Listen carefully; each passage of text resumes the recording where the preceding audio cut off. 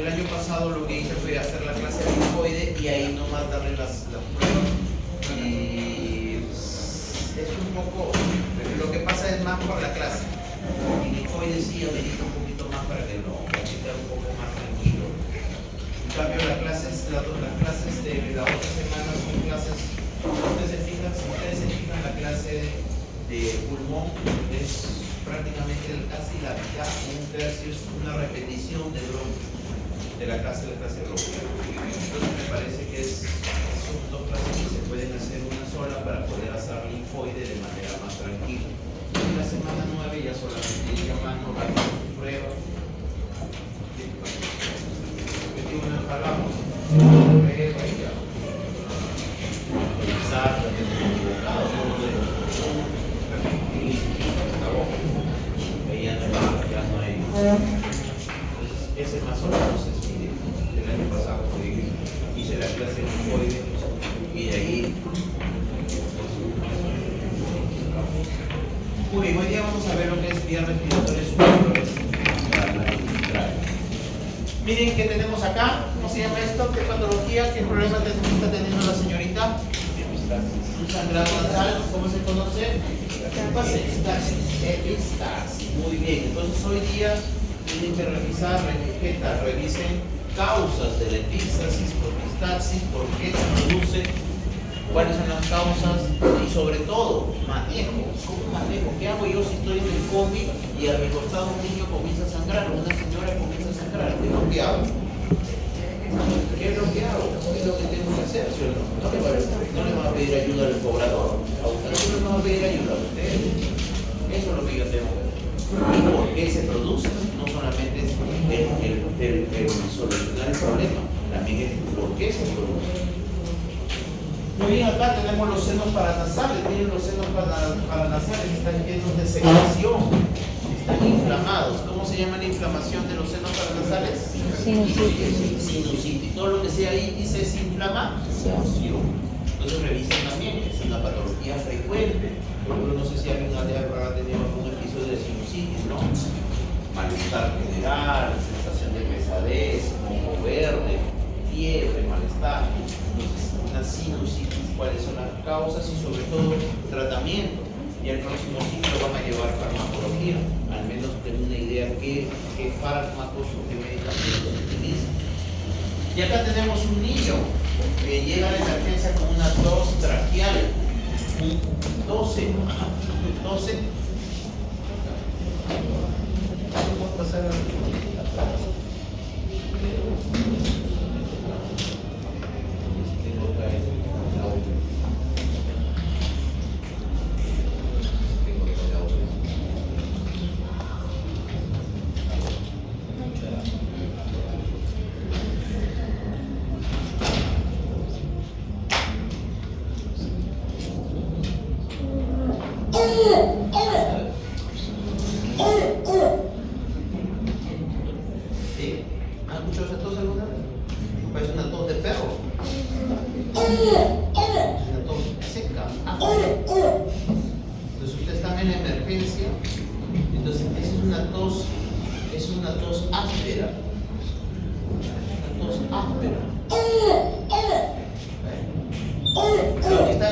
Es una laringotraqueobronquitis.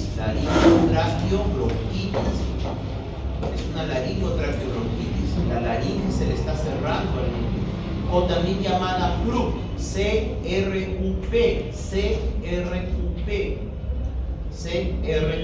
CRUP. Revisen por qué se produce y cuál es el manejo, porque es frecuente.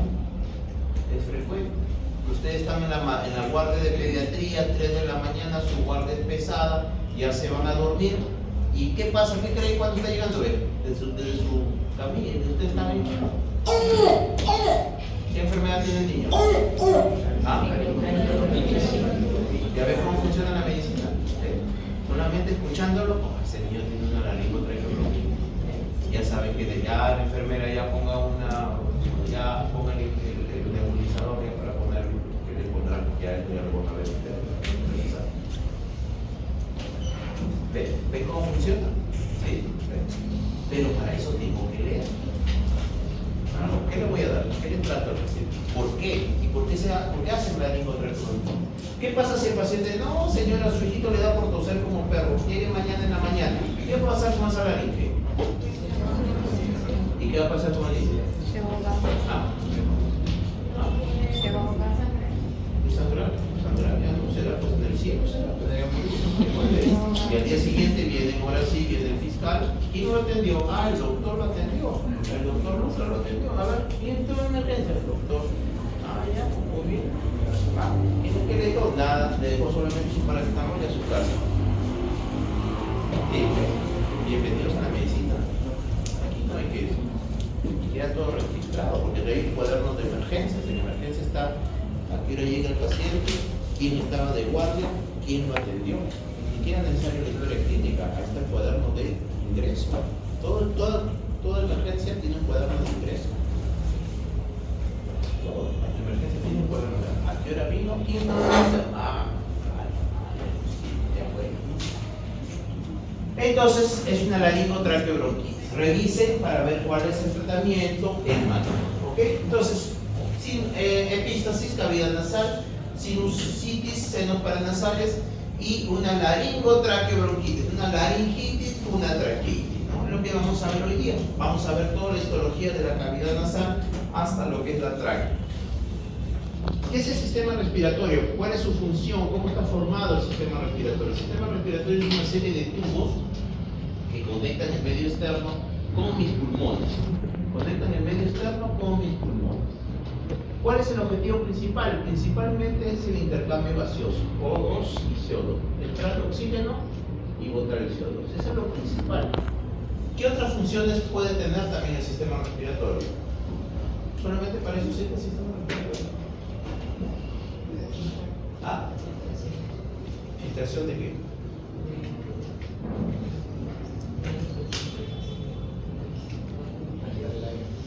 Ya, calentar el aire, ya. Pero eso tiene que ver, eso ya tiene que ver con lo que es suministrar el oxígeno y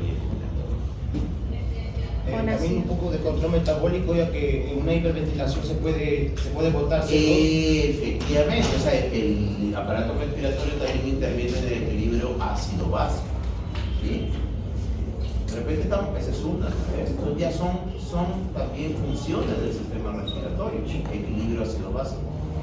Después de repente estamos acá y se está quemando el edificio. ¿Cómo nos damos cuenta? Captación de También interviene en la olfacción, ¿sí o no? ¿Sí? ¿Y cómo nos comunicamos? Nos comunicamos hablando a través de también el sistema respiratorio, ¿sí o no? A través de la laringe. Pero esas son, digamos, funciones también, pero la más importante es oxigenación, porque si no suministro oxígeno, de nada me sirve olfatorio ni el equilibrio ácido-base, y no me sirve de nada. Primero oxigenemos bien, que tenemos rosaditos todos bien ventilados, ¿sí o no? Pero es la función, pero hay más funciones. El sistema respiratorio tiene dos partes, una parte conductora y una parte respiratoria. La parte conductora es eso, solamente conduce. Mi cavidad nasal solamente permite entrar el aire, no, solamente conduce. Hola, ¿qué tal? Desde la cavidad nasal hasta los bronquiolos terminales. Desde la cavidad nasal hasta los bronquiolos terminales es la porción conductora. Y la parte respiratoria viene a ser los bronquiolos respiratorios hacia los conductos alveolares. Es decir, la porción conductora solamente conduce, no hay intercambio. Y es recién en la porción respiratoria donde hay intercambio gaseoso. Por eso que hay alveolos, toda esa zona ya hay intercambio gaseoso. La porción conductora, ¿cuál solamente lleva el aire? Ahí lo que decían sus amigos. No, la porción conductora, lo que ustedes decían eran funciones más de la porción conductora. Lo que hace la porción conductora es calentar el aire, humedecerlo, ¿no? Calentarlo, humedecerlo. Ahora, algo característico y algo que vamos a encontrar acá en el aparato respiratorio es que desde la cavidad nasal hasta los bronquios, el aparato respiratorio está cubierto por un epitelio respiratorio. ¿Qué es el epitelio respiratorio? ¿Qué tipo de epitelio es? Es un epitelio epitelio pseudoestratificado, cilíndrico, ciliado, con células caliciformes. Ese es el tipo de epitelio, también llamado epitelio respiratorio. Y ustedes lo pueden ver acá, ¿ven? Este es el epitelio respiratorio con células caliciformes, células columnares y células basales. Es decir, ¿cuántas células tiene el epitelio respiratorio?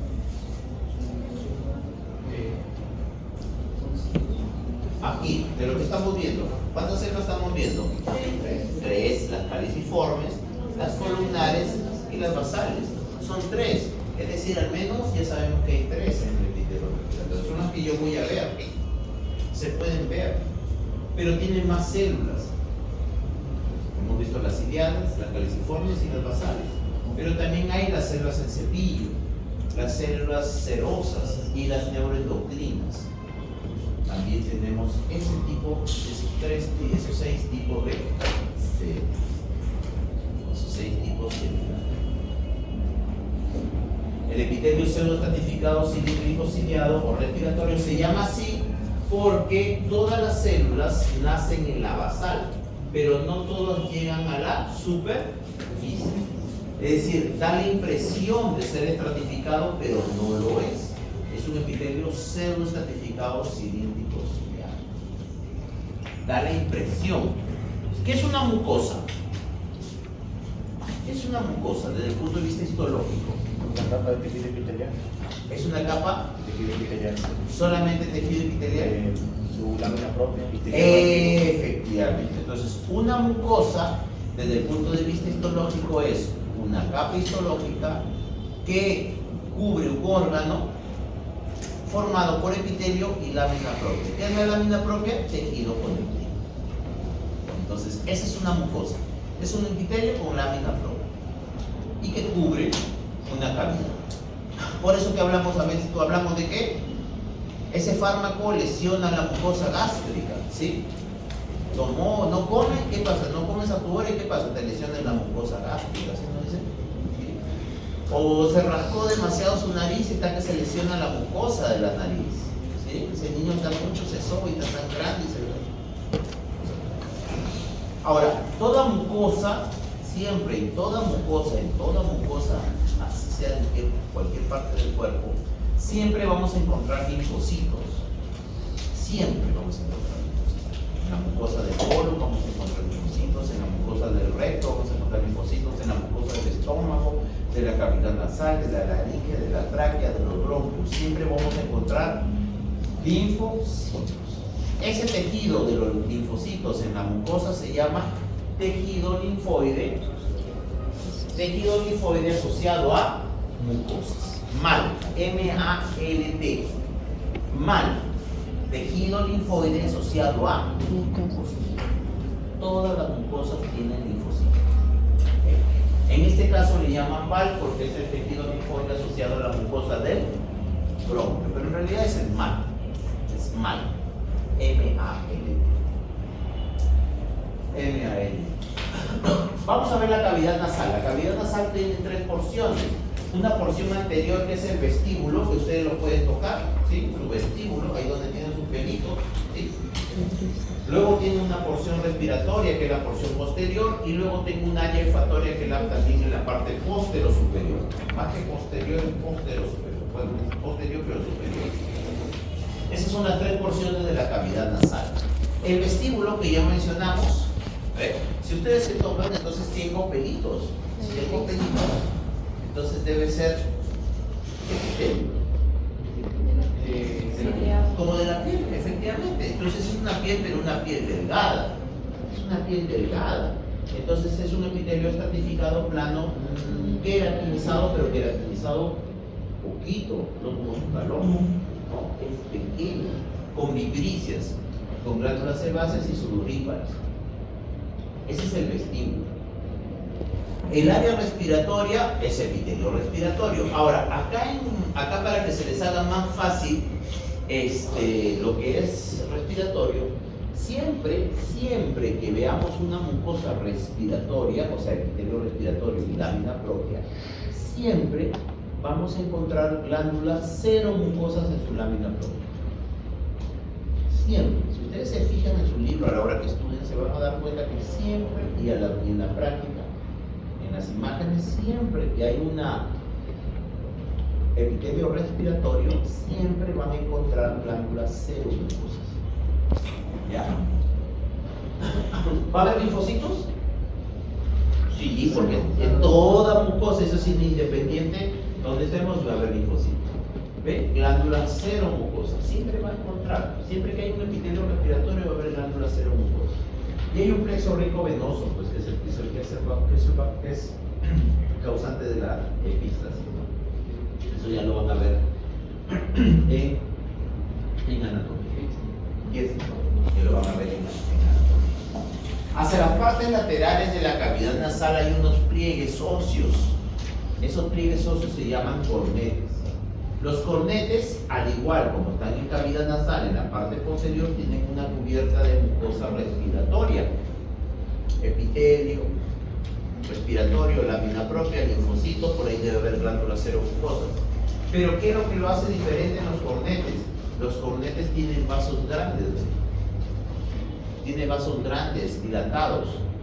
Vasos grandes y dilatados. ¿Para qué? Para calentar el aire. Entonces, los cornetes tienen una mucosa respiratoria con vasos sanguíneos dilatados. ¿Sí? ¿Para qué? Para calentar el aire.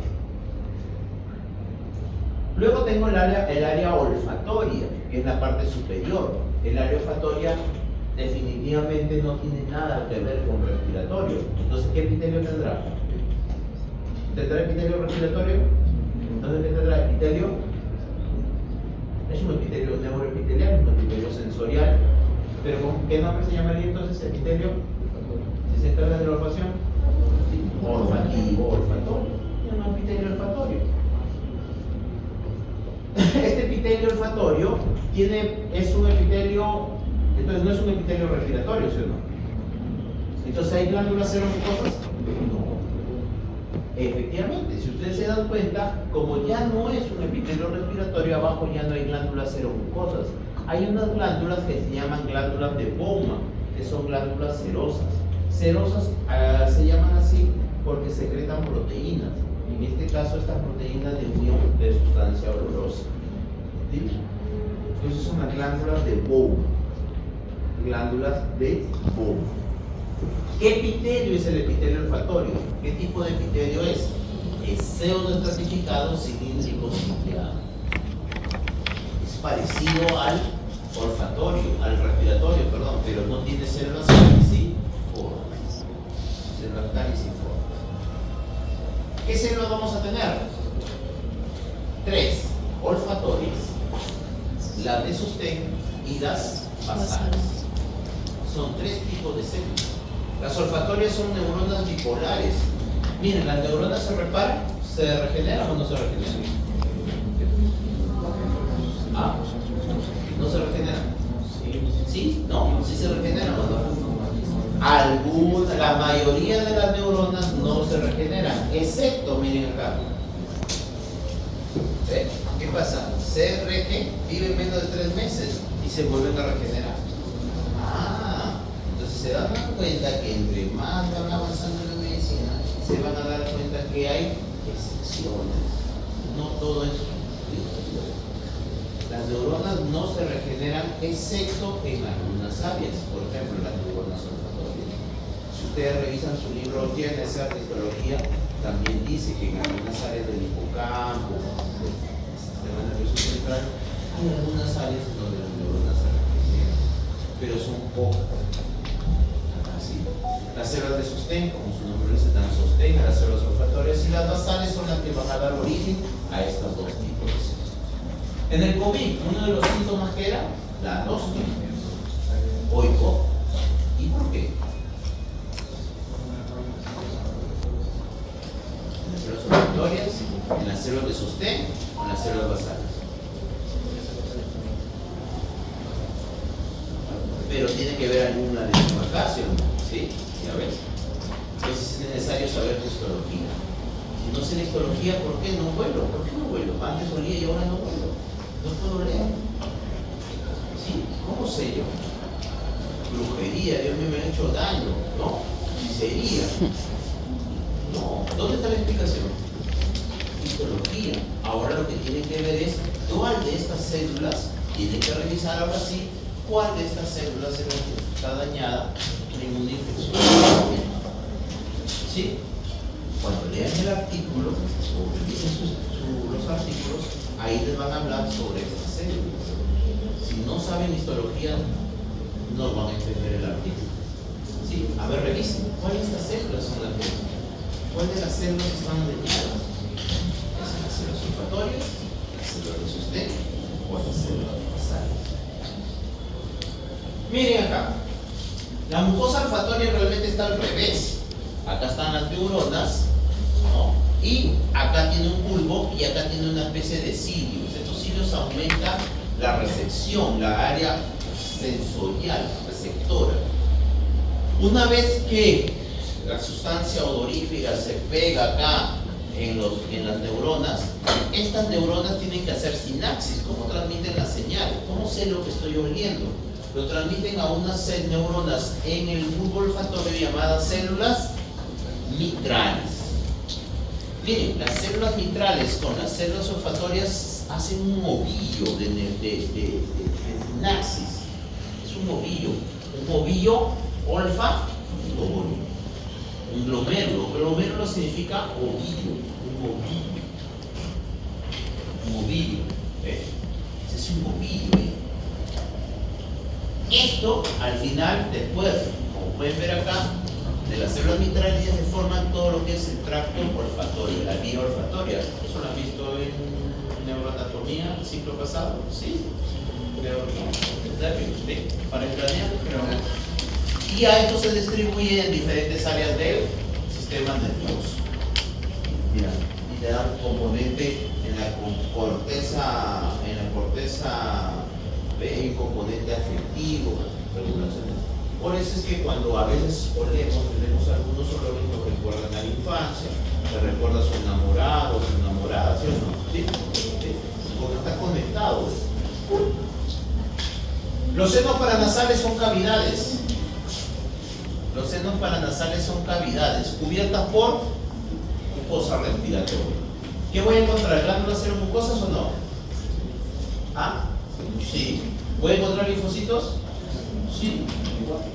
No hay ningún problema. Igual, los senos paranasales es respiratorio. Ahora, eso lo van a ver seguro en embriología. Los senos paranasales no se forman, no nacemos con todos los senos paranasales, se van formando poco a poco. Y es más, a veces hay algunos senos paranasales que ni se forman. ¿Se han hecho alguna vez una radiografía? ¿Sí? ¿Cómo saben que tienen sus senos paranasales formados? De repente les falta, ¿sí o no? Acá seguro que han trabajado en la UCI, trabaja en medicina, hay cosas que a veces se toman radiografías y ni enterados. ¿Saben cuántos riñones tenemos? Dos, ¿sí o no? ¿Están seguros que tienen 2 riñones o no? ¿Sí? ¿Se han hecho una ecografía renal? No, ¿cómo saben? De repente se hace una ecografía y tienen uno. Claro, sí. Ahí pues que se entera. Entonces se van formando poco a poco. Luego tenemos la faringe. La faringe es este tubo que conecta de aquí hasta la laringe, que acá se va hacia el esófago. Tenemos la nasofaringe, la orofaringe y la hipofaringe. La nasofaringe tiene un epitelio respiratorio. ¿Qué voy a encontrar en su mucosa? Glándulas seromucosas y voy a encontrar linfocitos. ¿Qué pasa? Acá en la nasofaringe hay linfocitos, como toda mucosa. Pero ¿qué pasa? Hay una gran cantidad de linfocitos. Se acumulan los linfocitos. Ese acúmulo de linfocitos recibe el nombre de amígdala faríngea. Una amígdala. Entonces, ¿qué es una amígdala? Es un acúmulo de linfocitos. ¿En dónde? En la mucosa. En este caso recibe el nombre, la amígdala faríngea también recibe el nombre de adenoides.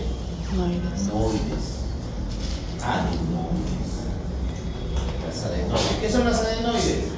¿No? Hipertrofia de adenoides. No. Una amígdala faríngea o adenoides. Por eso es que acá, ¿qué pasa si esas adenoides o esas amígdalas faríngeas crecen?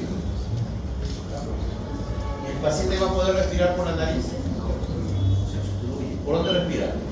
La boca. Entonces eso. Para empezar aquí, doctora, para decir doctor, mi hijo viene la señora con dificultad. Duerme con la boca abierta. Está durmiendo con la boca abierta. ¿Qué quiere decir? ¿Dónde puede ser el problema? Acá en la laringe, en la tráquea. ¿En dónde debe estar? ¿En la orofaringe? ¿En la cavidad nasal o en la nasofaringe? Algo debe haber, algo que está taponando, que alguien está metiendo un frijol, un algo. No sabe qué está pasando. Entonces le realizas una radiografía y resulta que todo eso está fluido. Una hipertrofia de AD, no. Ha crecido, la adenoide de la amígdala ha crecido bastante. Ha crecido y obstruye la vía respiratoria. La vía respiratoria, el área respiratoria. Ahora, ¿cómo lo opero? ¿Qué hago con esas adenoides? ¿Cómo las saco? Está bajada. Para eso tengo que saber mi anatomía. Para eso me sirve mi anatomía. Y para eso me sirve mi anatomía. Como llevo esto por la cabeza, que hago un poco por la cabeza. Para eso me sirve mi anatomía. Muy bien, revisen mi hipertrofia de adenoide. Voy bajando la orofaringe, la hipofaringe, que tiene un epitelio estratificado plano no queratinizado, porque la orofaringe está acá al fondo y va a chocar la comida que yo mastigo, todo tiene que ir hacia allá. Y no puede ser un epitelio respiratorio, tiene que ser un epitelio ducto, tiene un resistente, por eso que es estratificado plano no queratinizado. Para llegar a la laringe. La laringe es un tubo de 4 centímetros por 4. Es un tubo pequeño. 4 centímetros. 4 centímetros. Ahí se ve enorme, pero es 4 centímetros. La del niño debe ser más pequeña. ¿No? Y está formado por cartílago, músculos y tejido conectivo.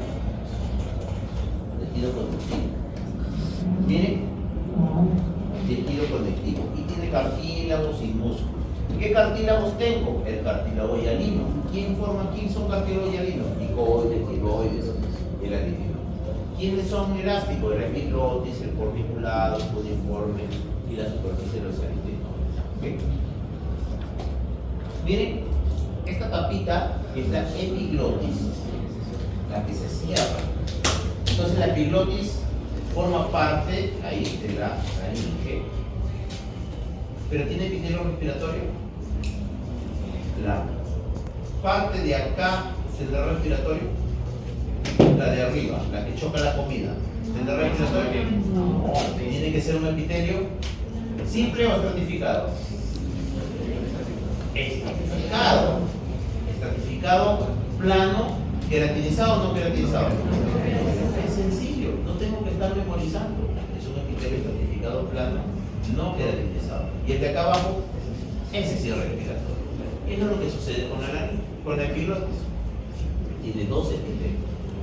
Entonces se dan cuenta que lo que yo he dicho es que desde la cavidad nasal hasta los bronquios hay epitelio respiratorio, ¿sí? Excepto en algunas zonas. Por ejemplo, acá en el vestíbulo, en la área olfatoria, en la epiglotis, en la parte superficial, y ya vamos a ver, ya sabemos que son 2 o 3 partes que no, nada más, el resto es igualito. La mucosa de la laringe hace un pliegue, hace otro pliegue. El pliegue de acá vemos que es epitelio respiratorio, por eso que hay unas glándulas seromucosas. Y este pliegue inferior tiene un epitelio estratificado plano no queratinizado. Un epitelio estratificado plano no queratinizado. El pliegue superior recibe el nombre de cuerda vocal falsa. Cuerda vocal falsa. Es una cuerda vocal falsa, que es epitelio respiratorio. Y la inferior es la cuerda vocal verdadera, que es un epitelio estratificado plano no queratinizado. Si se fijan bien, ¿hay glándulas seromucosas? No. porque no es un epitelio respiratorio. Se dan cuenta cómo el patrón se repite, ¿sí? Entonces, cuando ustedes estudien, traten de estudiar así, busquen algún patrón que se caracterice. No traten de, todavía les falta un montón de enfermedades, pero tienen patrones. Nosotros en medicina lo agrupamos en patrones, que lo llamamos síndromes, ¿sí? Un grupo de signos y síntomas que tienen cosas en común. Y cuerda vocal. En la cuerda vocal verdadera hay una lámina propia, ¿sí? Epitelio más lámina propia. Esta lámina propia tiene una parte superficial, media y profunda, ¿sí? Superficial, media y profunda. Miren cómo tiene los linfocitos. ¿Ven? Están los linfocitos. Tejido linfoide asociado. Ahí lo está viendo, los linfocitos. Pero no hay glándulas seromucosas porque no es un epitelio respiratorio. Capa superficial, media y profunda en la lámina propia de la cuerda vocal verdadera. Esta capa superficial recibe el nombre de espacio de Reinke. El espacio de Reinke. ¿Qué es el espacio de Reinke? ¿Qué es el espacio de Reinke? ¿Dónde está el espacio de Reinke? ¿Qué parte del tubo respiratorio? Del aparato respiratorio. ¿En dónde está? La dije, efectivamente, ¿en dónde? En la cuerda vocal. Claro. Y específicamente, ¿en qué parte de la cuerda vocal verdadera? En la lámina superficial o capa superficial de su lámina propia. Muy bien, ese es el espacio Reinke. Doctor, ¿y para qué me sirve el espacio Reinke? ¿Para qué me sabe? Si el paciente, ¿qué pasa con el espacio Reinke? El espacio Reinke no tiene vasos linfáticos. ¿Para qué me sirven los vasos linfáticos? Ya, intervienen en el proceso inmune, ya. ¿Qué más? ¿Para qué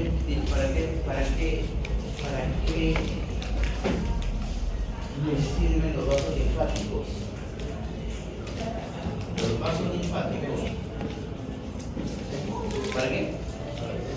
Ya, defensas, eso no. Pero también los vasos linfáticos lo que hacen es regresar la linfa, es regresar el líquido extravascular, el líquido que ha salido de los componentes sanguíneos. ¿Alguna vez han estado de que mucho tiempo no se le hinchan los pies? Sí. Ya. ¿Ese líquido dónde salió? ¿Dónde salió ese líquido? Ese salido del componente vascular sanguíneo, de las venas. ¿Sí? Salido agua y se va al intersticio. ¿Sí? ¿Cómo se llama eso? La salida o la presencia de líquido que se ha salido de los vasos hacia el tejido conectivo. Edema. Edema. No es que mis pies están edematizados, es decir, el líquido de los vasos se ha ido hacia el tejido conectivo, hacia la dermis, hacia el vaso cutáneo, se llena de agua. ¿Y cómo regresa esa agua al sistema vascular? A través de los vasos linfáticos. Por eso no han visto esos masajes, te masajean para bajarte los rollos, ¿sí? ¿Sí? Y no, después no te miden, bajado 1 centímetro. ¿Qué es lo que están bajando? ¿Qué es lo que están drenando? Están drenando agua, están drenando la linfa, están drenando linfa. ¿Ya? Entonces no tiene vaso linfático. Ya, doctor, ¿y para qué me sirve eso? Cuando hay un proceso inflamatorio se produce edema. Entonces, cuando un paciente tiene un problema inflamatorio en las cuerdas vocales, ¿qué va a pasar? Se llena de agua la lámina propia. ¿Sí? Entonces, la presencia de agua en la lámina propia se llamará edema, ¿no? Edema de... revisen, edema de Reinke. ¿Y qué síntomas tendrá un paciente con edema de Reinke? ¿Hinchazón de qué? ¿De qué? La nariz. ¿Toda la nariz? No. ¿Y qué problema tendrá? afonía, tifonía, ronquera. Ya ven, a eso voy.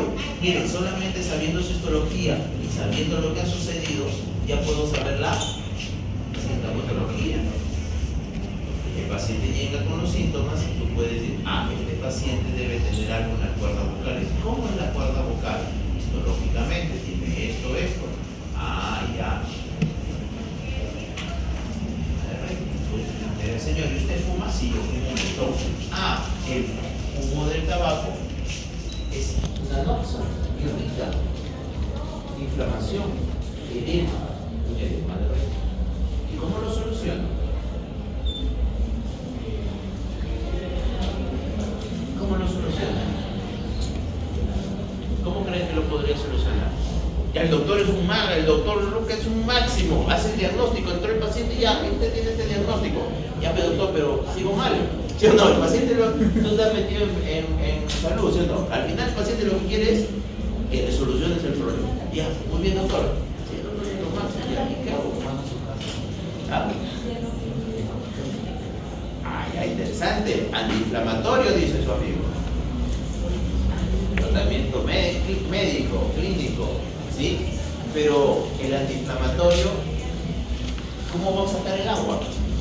No es muy fácil. Disminuye el proceso inflamatorio, pero el agua ya está ahí. Entonces, ¿cómo lo saco? Con sodio. Tiene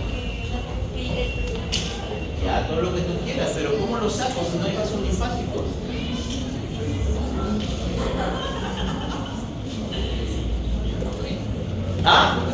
Entonces el tratamiento no, el tratamiento es clínico o quirúrgico. Quirúrgico. El tratamiento, doctor, deme una pastilla. No, eso no se va a drenar. Eso no lo va a drenar, tiene que ser quirúrgico. ¿Ya? Puede ser como un dren, un pequeño corte, a veces ya hay que ver cuál es la técnica quirúrgica para el tratamiento. Pero yo voy a lo siguiente, ¿ve? No es necesario, teniendo mi histología, ya más o menos tengo una idea de lo que le sucede al paciente, los síntomas que tiene el paciente, incluso puedo incluir qué tratamiento le puedo dar. Como yo, ustedes van todos los días, desde que ustedes terminan y sacan su diploma, que tienen su diploma de médicos, todos los días van a tener evaluación, porque cada paciente es un problema, es un caso clínico, es un ABP. Un ABP. Viene el paciente y dice, doctor, yo tengo A, B, C, D, y tiene que dar una solución, un tratamiento diagnóstico y un plan. Viene el otro, A, B, C, D, A, B, tengo Z, C, y hay cosas que no van a ver, pero tiene las herramientas como ahorita. Tiene este problema, por mi histología debe tener esto, yo deduzco. Porque no se van a aprender las 10 millones de enfermedades habidas y por haber, pero tiene los patrones, tiene su histología, tiene su anatomía, este paciente debe tener esto, debe tener su... ¿Me entienden cómo funciona la medicina? Sí. Entonces, eso es. La tráquea es un tubo más o menos de 12 por 2, y acá sí. En todo hemos visto que solamente mucosa. Acá sí ya vienen 3 capas más. La mucosa, que es respiratoria, la submucosa y una adventicia que es cartílago hialino. Tiene tejido conectivo con cartílago hialino y músculo. Pero un cartílago hialino en forma de C que se abre hacia atrás. Con la mucosa, hasta acá todas las partes tienen mucosa, pero acá aparece la submucosa. Y la adventicia es tejido conectivo con cartílago en forma de C que se abre hacia atrás, y en la parte de atrás es músculo liso. Se abre hacia atrás hacia el esófago, y en la parte de atrás tiene lo que es el músculo traqueo. Y esa es la tráquea. La tráquea se dice un epitelio respira todo. Muy bien, no sé si tienen algún comentario, alguna duda.